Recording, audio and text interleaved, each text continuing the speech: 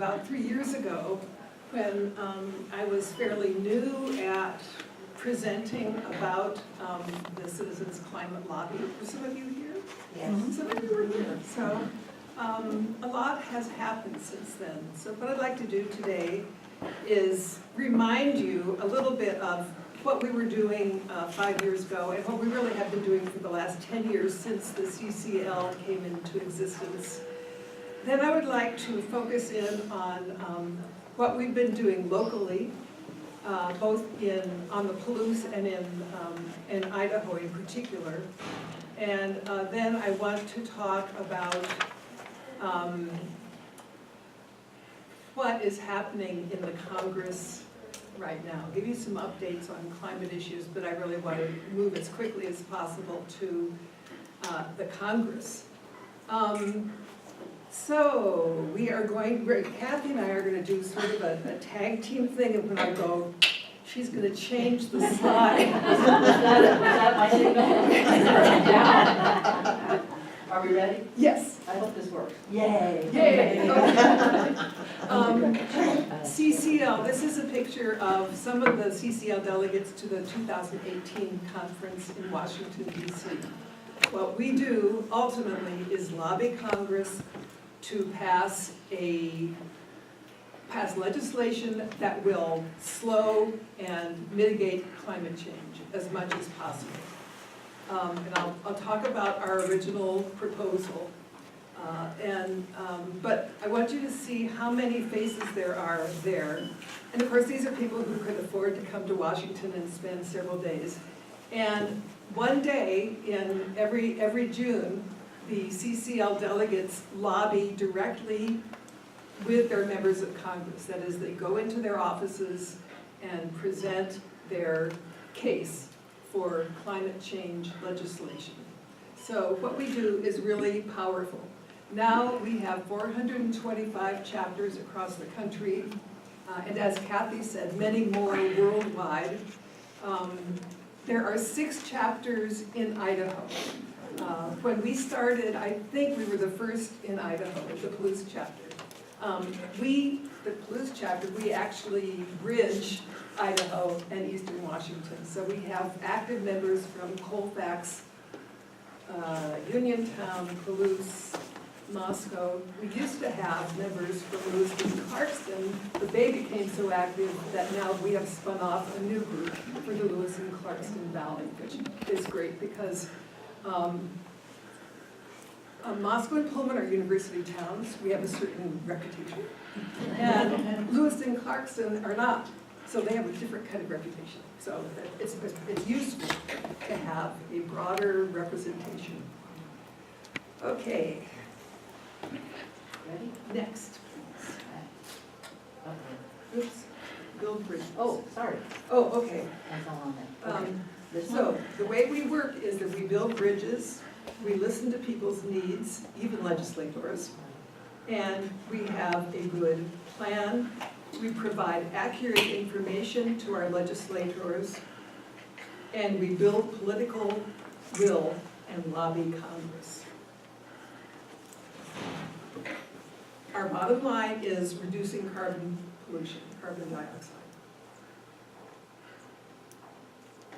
There are 5 different ways traditionally that countries around the world have approached the issue of carbon dioxide in the atmosphere. One, obviously, is the status quo. The second is through regulation, for example, CAFE standards for automobiles. The third is cap and trade, which involves establishing caps that companies are allowed to approach in their production of carbon dioxide. And then if they go over that, then they try to buy credits from other companies that haven't used all of their credits yet. It's been very effective in Europe. It was very effective in the United States during the acid rain crisis. If you can remember that back in the 80s, cap and trade really was able to reduce acid rain considerably. The problem with cap and trade is that it involves a lot of government oversight and bureaucracy to manage all these trades and establishing standards and so forth. Another approach is the carbon tax. The carbon tax makes perfect sense, but a lot of people don't like taxes, and I think you could look at the yellow vest protests in France over the last several months and see that even in a country like France, the idea of imposing a further tax on gasoline, for example, is terribly unpopular. So the bottom possibility, which is the one that we at CCL are advocating, is carbon fee and dividend. The carbon fee, and I'll explain it in a second, is imposed on the production of carbon dioxide, and then the dividend comes directly back to all U.S. households. We also think that carbon fee and dividend is the most politically palatable solution to most American legislators, and that is who we're speaking to as we're talking about how we can influence our members of Congress to affect change. Next, please. I have the slide with CCL's proposal on it. Yep. Okay. So the CCL proposal, and some of you have heard this before because we've worked on this for about 10 years. We place a fee on fossil fuel emissions at the point where these emissions enter the U.S. economy. Return all the revenues from that fee to U.S. households equally. So for example, it might be every adult would receive the same amount of money. Every child under current proposals receives half the amount of an adult.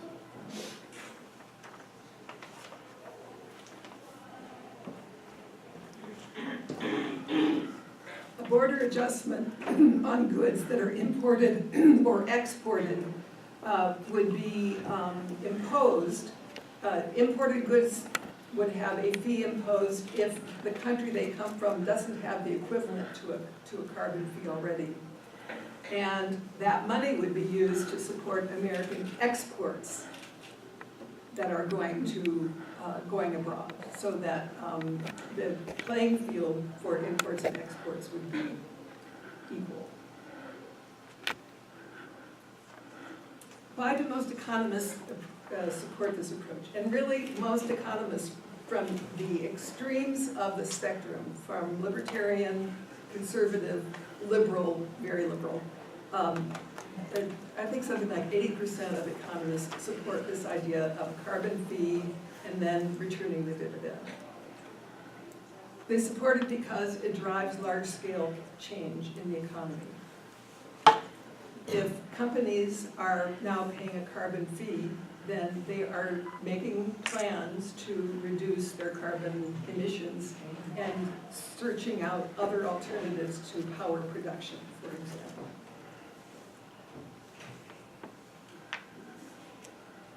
The fee uses incentives that support choices. So this proposal does not tell people, you shall do this, you shan't do this. It says, here's your carrot, here's your reward, you figure out what is best for you. The proposal is fair, passable, and durable. That is, it's not just, for example, a legislation that might be overturned at the next Congress or with a new administration. It's healthy for the planet and for the economy. And I will show you the statistics a little bit later on about the impact that such a fee would have on the economy and on our health. Next slide, please. So we are a bipartisan group, and this is key to what we are doing, because we are not going to succeed in the U.S. Congress without the support of Republicans and Democrats. One of our major achievements at CCL over the last 5 years has been to be sort of a player behind the scenes in the formation of the Bipartisan Climate Solutions Caucus. And this is a photo as of 2018. The caucus, by design, has to have an equal number of Republicans and Democrats. So often, let's say a Democrat from one of the states like Florida that is deeply affected by climate change wants to join the caucus, they will have to go out and recruit a Republican who will also join the caucus. Do you kick people out if your buddy loses the election? Well, that's exactly happened. Curbelo in South Florida lost the election because he was so a Republican, he was so outspoken on climate change. And he was defeated from the right. Yeah. So the number fluctuates. Right, but I mean, he had a partner who. Oh, no, that's a good question. Yeah, I mean, you know, if I recruit somebody to come in with Imagine the me, backroom and then I lose negotiations. my election, and does the other guy get kicked out too? That's a really good question, I don't know. Okay, so the caucus is growing really rapidly. So this is the most recent picture I have, which is 2018. But you can see that this is a really significant number of people. That's a significant percentage of the Congress. They don't have a single agenda. They are all committed to working on climate solutions, whatever those might be. Next, please. So I'd like to tell you how we have worked and succeeded in Idaho and on the Palouse. Probably the most important thing is that we have established personal relationships with each of our members of Congress and their staffs. That means that we have one person in Idaho from among our 6 chapters who is the liaison to Senator Crapo, one who is the liaison to Senator Bish, and so forth. These are long-term relationships, and these people are in regular communication with those senators, their offices, and their local staffs. So we meet quite regularly, for example, with Tony Stotterly, who is Senator Crapo's representative, whose office is in Lewiston. So we give him information, he helps us schedule meetings directly with the senator. These are respectful relationships that are nonpartisan, that talk about what our needs, what is your concern, Senator? How can we meet somewhere and bridge the political divide and talk about our concerns as Idahoans? We send hundreds, if not thousands, of letters to our members of Congress because they have impact. And these are individual letters that maybe a lot of you have sent to various members of our delegation. But one thing we did last year was we had a letter, a single letter expressing our concern about climate change and asking our members of Congress to act as quickly as possible. It was a single letter. It was signed by just under 200 community and business leaders from around the area. We made copies of them, and Nat Cantrell, who is a member of our group, delivered them by hand to our congressional delegation. So we had copies for each of our 2 representatives and our 2 senators, and we put them down in front of them, and they were impressed because these are people who our legislators think are important people. You know, they're impressed that they're business people, for example. Okay, we organized lots of opinion pieces and letters to the editor in the paper, and I think probably a lot of you have seen some of those. Because when we publish in the Daily News, for example, all of those pieces of editorial and letters to the editor go to the congressional offices because they want to keep their fingers on the pulse of the community. We helped to establish the Lewis and Clark Valley spin-off group. We received endorsements for carbon fee and dividend for the Moscow Daily News. We lobbied Northwest Public Broadcasting to include environmental and climate change reporting. They didn't have anything on their schedule, so now there are 2 different programs, Climate One and, let's see what the other one is, I can't remember, Living on Earth. And so now, through our efforts, you can listen to those things on the on the news. Another effort that we're making right now is to work with local meteorologists, television meteorologists, to encourage them to include more climate news and climate information. We got resolutions endorsing carbon fee and dividend specifically passed through both the Pullman and the Moscow City Councils. Again, the Moscow City Council can't do anything directly about climate change, although it can certainly reduce its own footprint. You'll be hearing in a few weeks from the city of Moscow about what they're doing, which is really impressive. But the reason to have the city do this is because, again, our members in Congress will see that and hear that and know that it's not just a small group within Moscow, but it's the city council as a whole supported this. In order to do this, two of us met off and on for a year with every individual city council member and the mayor, and went back again and again to answer questions and to persuade. And it happened. And finally, we're working right now with Pullman to create a climate change committee for the city. Moscow has the Sustainable Environment Commission. Pullman has nothing equivalent. So our Pullman members are working on something similar. Our proposal for the resolution, the climate change resolution that was passed by the Moscow City Council, went through our Sustainable Environment Commission. That's how we got it started. Okay, next slide. So Idaho at large, I think we all know what the signs of climate change are. They present serious health concerns. It presents serious concerns to the forestry industry, serious concerns to the recreation industry, serious concerns to agriculture. So for example, even in dryland farming, weather patterns have become so unpredictable that it's really hard for farmers to know when they can get in the field and to get into the field. Winter used to be, what used to be winter snow is now spring rains more often. So this is affecting local agriculture. And obviously, hydroelectric and irrigation in southern Idaho is deeply affected by reduced snowpack.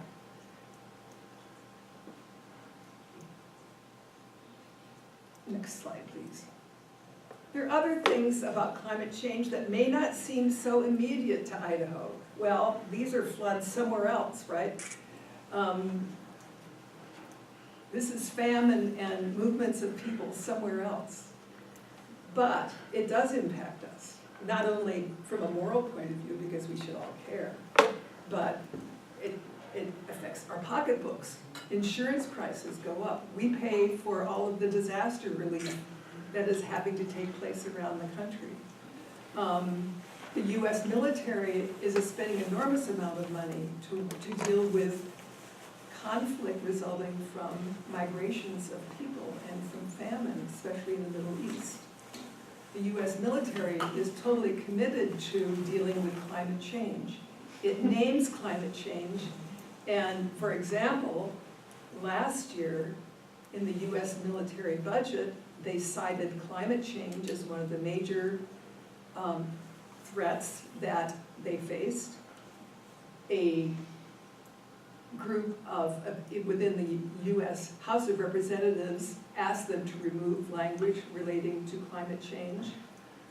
And the Climate Solutions Caucus that I showed you the pictures of insisted that they return the climate change language to the military bill, because the military is dealing not only with these threats of instability and war, it's dealing with the fact that the Norfolk Naval Station will be underwater fairly soon. So it's dealing with all kinds of things.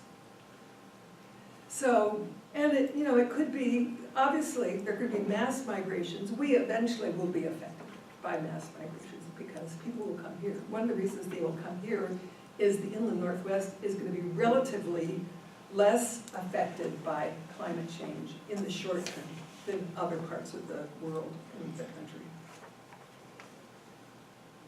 So, here is our new governor, Brad Little. The first major acknowledgement of climate change from a statewide Idaho legislature. I think he sees all these things.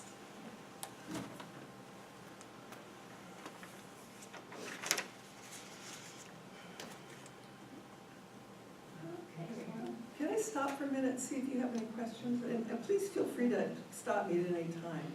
Yeah. Who sets the fees? So the fee will start, and I'll show you some slides in a minute, but the fee would start, the proposed fee would start at $15 per ton of carbon equivalent air pollution. And then it would rise until our goals are met. So it starts at $15 per ton. I'll have a slide that I think will make that a little bit clearer in just a minute. Yeah. Okay, I don't know that I need to show you these next few slides, but I think I'll go ahead and just very quickly show you 3 slides about climate change in general. I don't know whether you can see the figures here, but this first point on the graph is 1800, and the last point is 2020 in terms of global temperature. What does Lola smoothing? It's what provides that solid line. Yeah, I know. It's like an averaging of all these points, these data points. Okay. That's pretty clear. This chart starts They have at, the annual meeting, well. Oh, Yeah. don't ask me, Margaret, about anything having to do with charts or mathematics. The trend is pretty clear. That's clear. This chart, can you see the 1,000 here and the 2,000 here? Those are the points in time. So is that, I'm the same way with this kind of stuff, is that 1 degree higher then, that it's gone? Okay, Is so, that the one? and then over Temperature here is normally. kind of small. Can you see it better, Yeah. Kathy, on the I don't know what to look for. Is that the left-hand scale? axis? Left-hand axis goes -0.5 Celsius. It says that just temperature, but Anomaly. temperature anomaly. So the 0 line is normal, Okay, Uh-huh. is that right? okay, I don't know, I think. And then, so it actually cooled a little bit. Yep. Until the 40s, right, and then it started going up. right. And one of the important things about this, especially if you're talking to people about climate change, because often people will say the climate has always been changing, right? And that's true. And this shows that. It has always been changing. But it has never changed like this. Like the red line back there, that little point. Like that it keeps going up? And never it's changed? just going up. Yeah. Yeah. Since the Industrial Revolution, CO2 has increased from 280 parts per million to 400 parts per million today. Are we on the next slide then? Okay, next slide is a broader look. Okay. So a broader look at climate change. Okay, that's the one I was just talking about. Oh, I'm sorry, we weren't there yet. Okay, So so now there we we're are on. now, okay. Okay. I see the red line. Yeah, future change depends on our action now. And then the next one is the number of extreme weather events. And again, we know that weather and climate are not directly correlated, but we can see trends.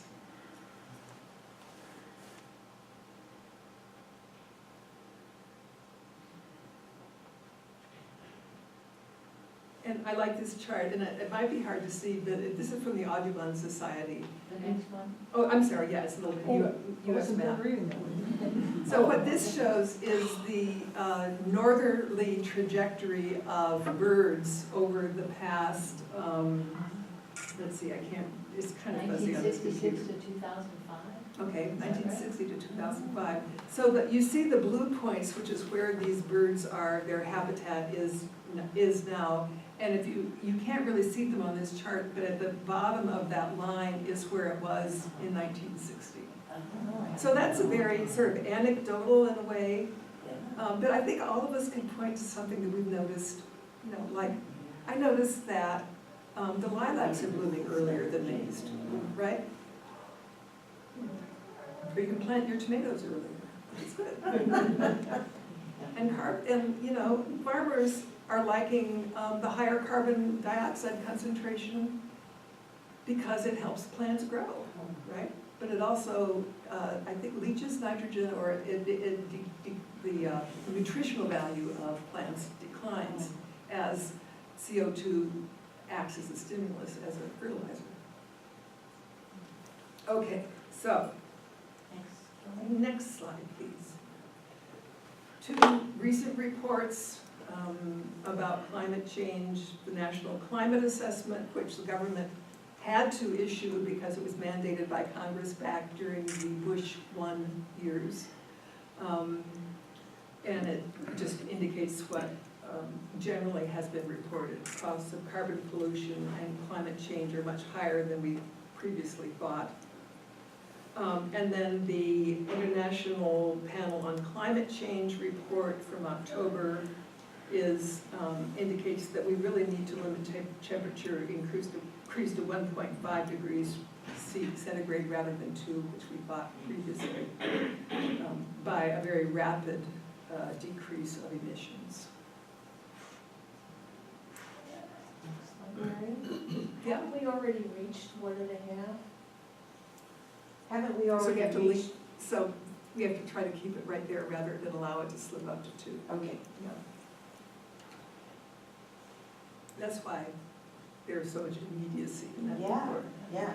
Next slide. Next slide, please. I have a question about that slide. Yeah, go back. So you have the national report on the economic impacts of climate change. Are any of those distilled down to state levels Yes. so that we can see what the I economic believe impacts are? that the I don't know. National Climate Assessment is distilled down to state levels. One of the reports I've seen is actually you can go down to a county level. I'm not sure which one that was, but you can go to this website.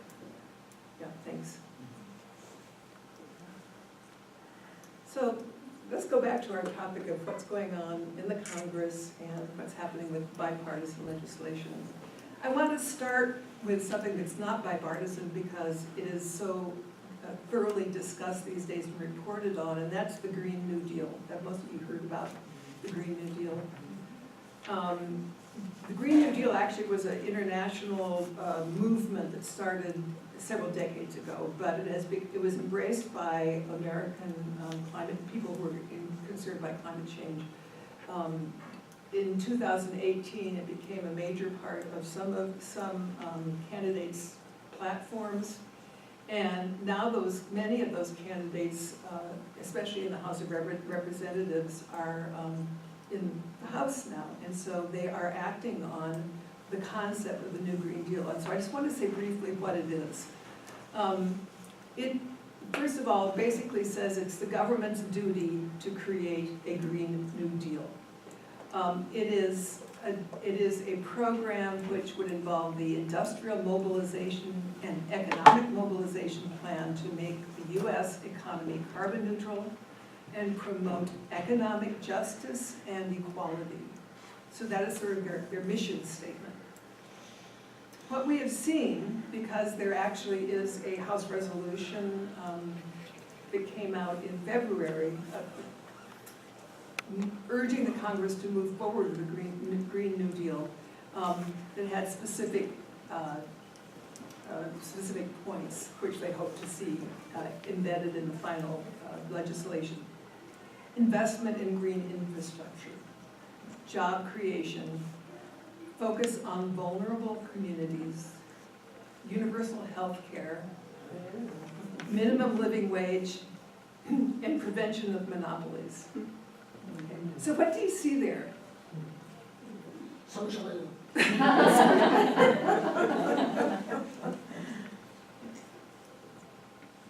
You mean they're not after our hamburgers? Yeah. Yeah, yeah, It makes sense. yeah. All those things make sense to you. Absolutely. How about to our legislators?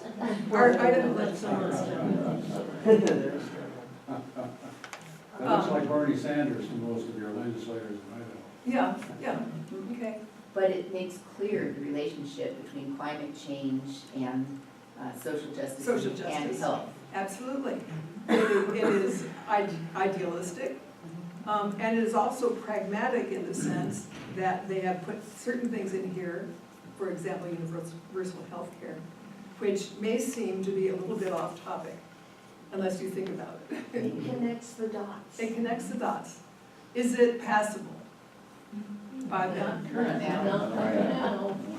Should we try? Yes. So, okay, there you go. It's probably not passable as it is. It might get through the House of Representatives.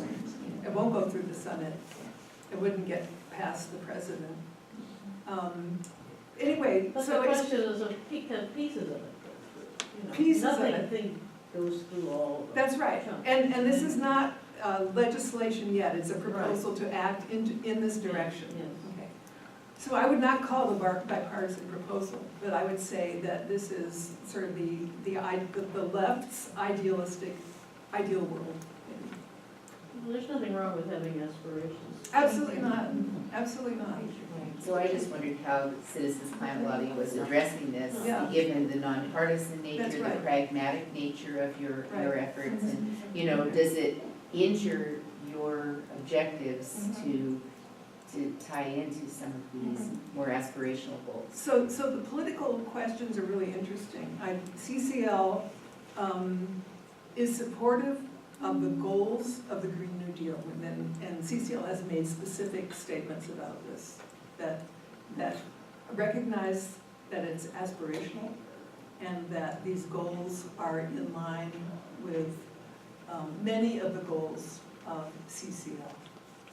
But to a certain extent, its lack of bipartisan support would be a poison pill for the CCL proposal, which I'm about to talk about, which is a bipartisan proposal. So can CCL say, no, we don't support the Green New Deal, we just want to cut their carbon emissions? That's right. And then the people from the Green New Deal will say, well, cutting carbon, or putting a price on carbon may be a piece of the picture, but it's not the whole thing.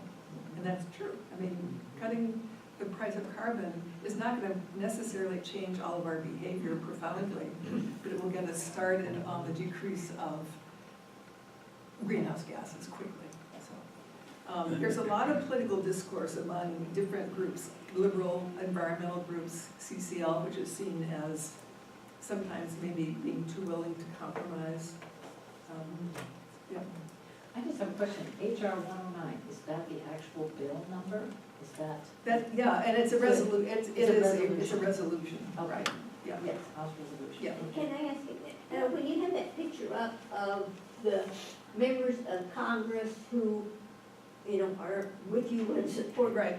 word, I couldn't see what it said, you know, under each picture, but I was just wondering the makeup between the Senate and the House with those people. So that is only the House. Oh, that is only the House. There is and that's the one that we've been working on, because that's where the legislation would have to start.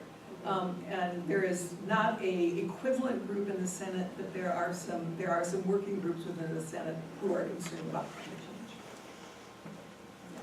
So if Congress has to choose where to emphasize on this list, are there one or two bullets that they're saying, well, if we can't get everything, we'll focus on this?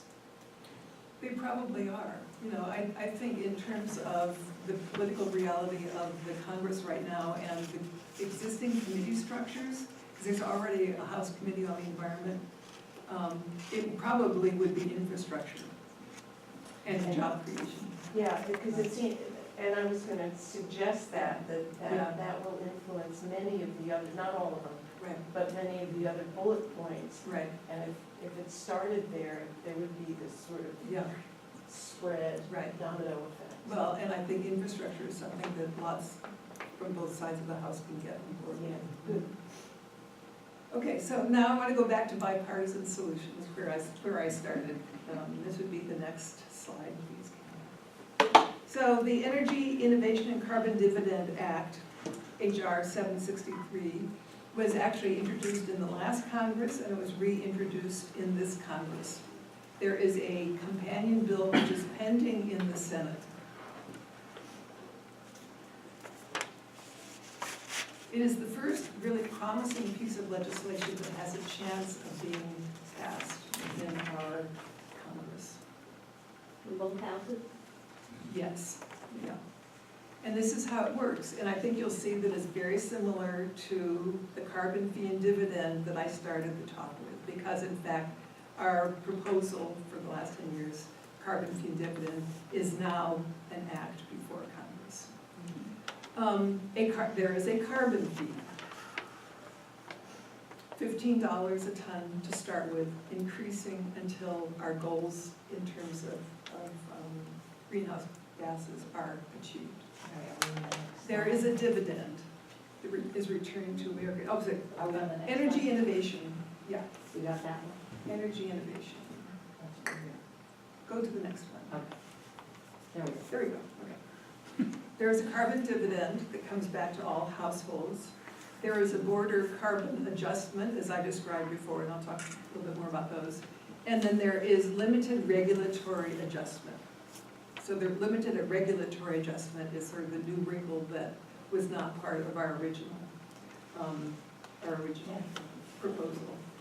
Would the carbon dividend that you spoke about, that would come back to everybody, even children, is that, would it come back in terms of a tax refund, tax credit? It would come as a dividend check or a credit to your tax account or whatever, on a monthly basis. Yeah. But your carbon fee is gonna have to be assessed on the same people you're giving the carbon dividend to. Yes, Every automobile user, everybody that uses natural gas or oil That's for right. heating right, you're gonna have to pay a fee. that's right, so, The issue you run on that is, automobiles are a good example. mhm, In Idaho right now, there's not enough money to even think about paying for the infrastructure problems we have on our roads. So where do you get the funding to go back on roads? Well, if you're gonna assess a carbon fee, that's one source of income that you don't have to fix your roads.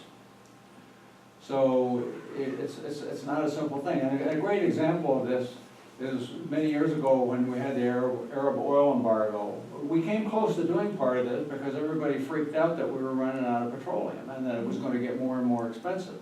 So one of the things the automobile manufacturers did with the government's assistance is come out and say, you've got to develop better gas mileage in your cars. And one of the ways of doing this was hybrid cars.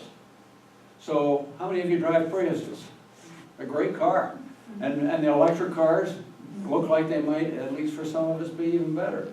When Priuses came out and all the other hybrids, you got a benefit. When you registered your car, you got a deduction because you were doing what the government wanted done, which is to cut not only carbon emissions, but the use of petroleum.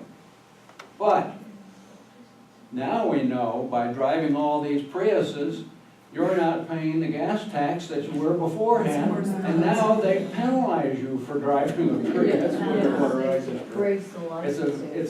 It's much more complicated than you can put on a slide with 4 units on it. that's true, that's true. Let me just get to the next two slides, and then maybe it'll help, but I agree it's a really complicated issue because of the downside of increasing efficiency of automobiles and of road maintenance and things like that.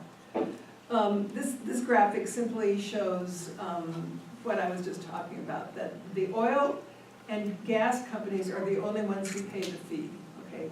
There are fewer than, I think I have a number of 1,500 companies in the US that ultimately mine fuel, coal, oil. Okay? The IRS already knows who they are because they have to pay taxes. And so it's a relatively simple operation to levy the fee on those companies. They'll pay about $15 a ton for carbon. That money will go into the Treasury Department. 100% will be refunded to households. And obviously the point is that that money will be used to buffer, to help protect households from the rising expenses that will be charged to them for fuel. Next slide. let's see, I've got these things, okay.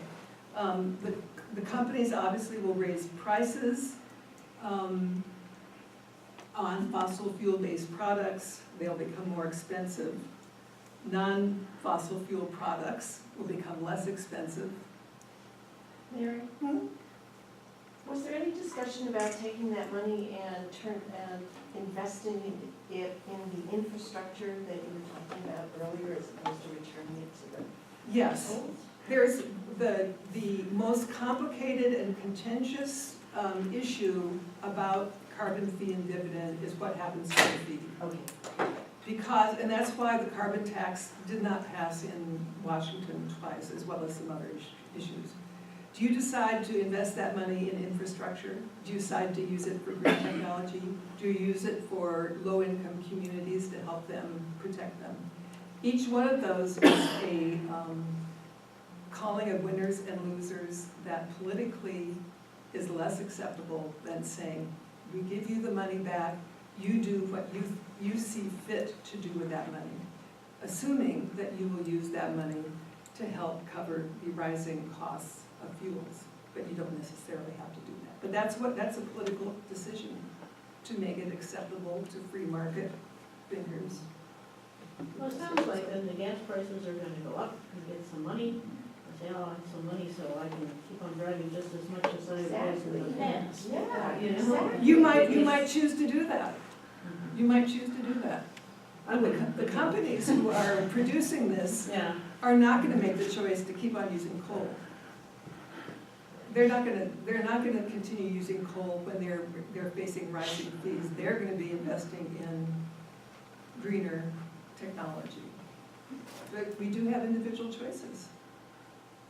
So Mary, the CCL position on fee at the point of extraction, isn't that still pertaining to the point of import for And, product coming into this country? That's right. Okay. right, yeah. so this is, the tax is imposed when it's taken out of the ground, When it first enters the US economy. not when it is, When it- because, you know, because a lump of coal doesn't produce. That's right, no, any you carbon are dioxide not, until you none of burn this it. is taxed. Shell oil is taxed. Yeah.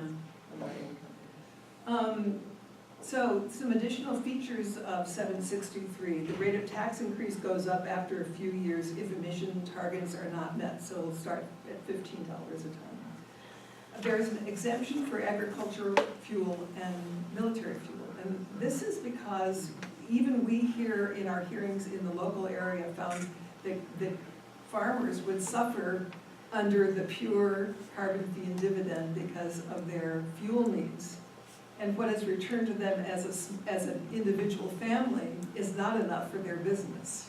Okay. So that's an adjustment that's been made. There's, Mary, are we on the next slide? oh, yeah, we're on some additional components, sorry. Oops. Oh, add $10 per ton each year was just now showing, Okay, let me go. and now we're on the next slide. So we go from the pictograph to the next one, which is some additional Yes. components. Yeah, sorry. There's a rebate for carbon capture and storage, and that actually is based on input that we and other groups were hearing from farmers who are already doing, for example, doing no-till and minimum till, and they wonder, well, is there a way that we can benefit from carbon capture? I'm moving a little bit more quickly, but I do want to answer questions if you have them.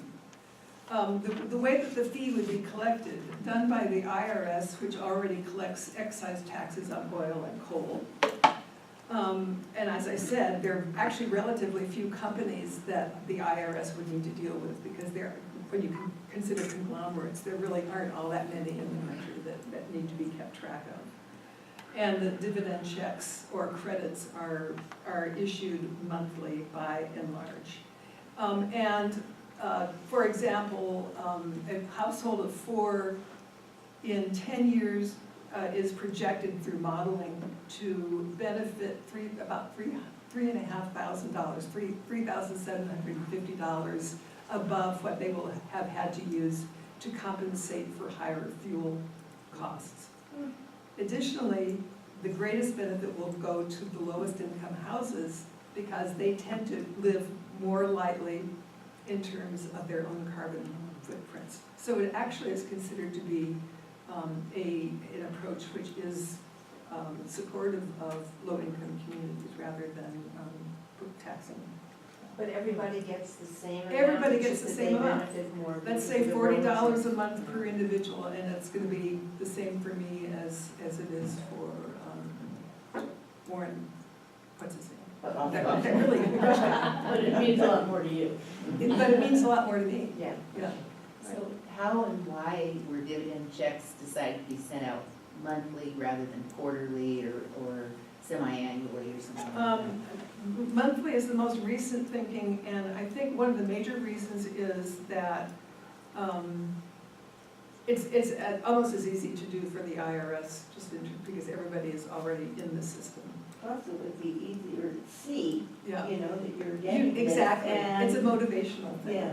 And one of the features of this act is that the dividends actually start a month before the fee is enacted. So people start to see the benefit almost immediately, and then it's built into the system for the first 2 years to pay back that initial month.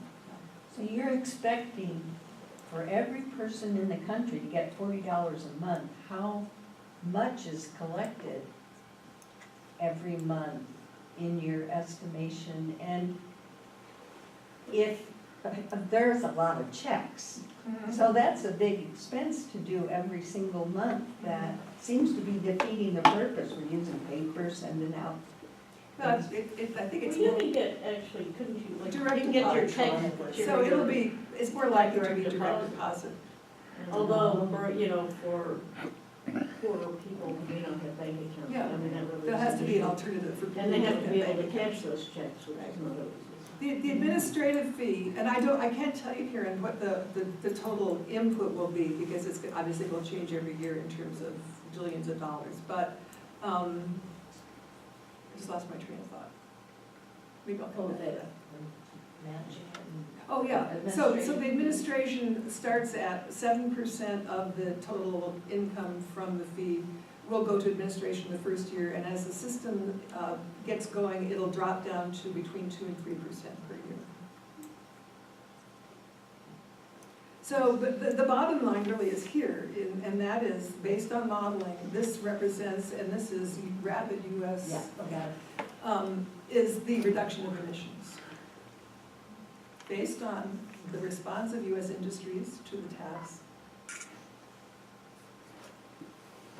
Within 10 years, 31% reduction of greenhouse gases, and within 20 years, 50%.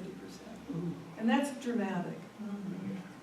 And it could happen as soon as this bill is enacted. This figure right here is 2015. Well, it's too late for that, so we're gonna have to shift it all forward. But once it starts, you see how rapid this reduction is. Next slide. Next slide, please. So my argument for this act is that it's effective in achieving our primary goal, which is to reduce greenhouse gases. It is good for people because not only will it clean the air of greenhouse gases, it will improve people's health. It'll reduce pollution. It's good for the economy. The studies show that it will create over 2 million jobs over the next 10 years because the green economy will be burgeoning. And it is revenue neutral. That is, we don't call it a tax. You can call it a tax if you want to, but it is not money that the government can spend. And this is one of the, again, a difficult point, I think, for a lot of people to accept that that money will be protected. For example, when it has happened to other funds. You might think about the Alaska Permanent Fund, which was established to pay every Alaskan dividends from the oil monies, okay? It cannot be touched because the people care so much about those dividends. Those dividends are so important to Alaskans that they again and again have fought off the attempts of the Alaskan government to siphon off just a little bit of money to do this or to do that. So the political fallout of siphoning off this money from this trust fund would be politically probably disastrous. Yeah. Is there a way in this, since every household is getting money back, is there some kind of built-in thing where you can say, I don't wanna collect that money, I want it to go to infrastructure? Because otherwise, my $40 going to infrastructure isn't gonna mean anything unless there's a whole group doing it. There isn't in the current bill. I think one of the points of this bill is to keep things as simple as possible and to make things so that you can't pick it apart because this is happening or this is happening or this is happening. It makes lots of sense, and I think we should all form groups with our friends to do that. Excellent. There's no economic case against the carbon fee and dividend, according to the economists that we've looked at. Next slide, please. So, revenue neutral carbon pricing can appeal to the average person, conservatives and liberals. It works on the principles of free enterprise and innovation. I wanted to mention, because this is a bipartisan bill, how many groups are supporting this basic concept of carbon fee and dividend. And I would point out, for example, the third group down, the Climate Leadership Council is led by Robert Schultz, former Secretary of State and Treasury. It is a conservative group which is promoting carbon fee and dividend just as Citizens Climate Lobby is. It also includes, notice, a number of student groups, Princeton, the Sierra Student Coalition. Students really care about this. And Republic N, third from the bottom, is a Republican group working for the same principles of carbon fee and dividend. Major groups like the Environmental Defense Fund. So it is, a lot of groups are embracing this concept. Other groups are saying, this would be fine, but let's do more. We have to do more. We have to transform our behavior.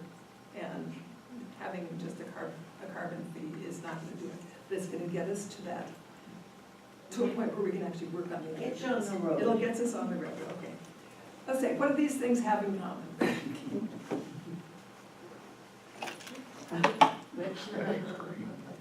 These four things, we